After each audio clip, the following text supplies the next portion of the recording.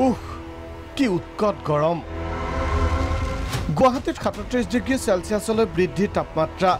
অতিমাত্ৰা গৰমে প্ৰভাৱ পেলাইছে দৈনন্দিন কৰ্মত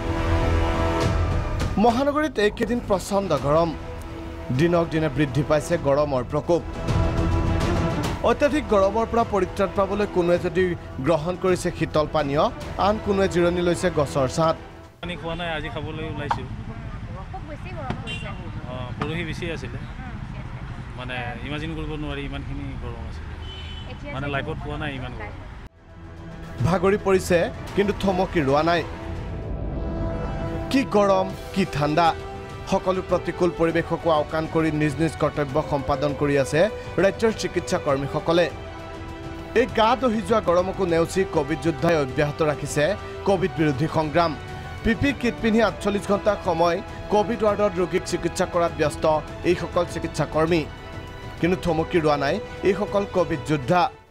মাস্ক পৰিধান কৰি পিপি কিটটো আপোনালোকেও জানে কেনেকুৱা অৱস্থা পিপি কিট পিন্ধি ২৪ ঘণ্টা ডিউটি কৰি আছে তেওঁলোকৰ অৱস্থা কেনেকুৱা হৈছে এতিয়া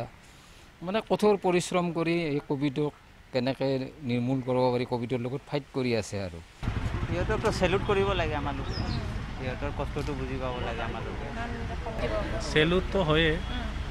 মানে ব্যাখ্যা কৰিব নোৱাৰোঁ তেওঁলোকে যিটো মানে পিপি কিট পিন্ধি গৰমত আমি এনেই থাকিব পৰা নাই এজাক বৰষুণৰ অপেক্ষাত এতিয়া মহানগৰবাসী যি জাক বৰষুণে খাট পেলাব পাৰে সকলোৰে দেহ প্ৰাণ ভিডিঅ' জাৰ্নেলিষ্ট প্ৰসন্ন দাসৰ সহযোগত পল্লৱী বৰা প্ৰাগ নিউজ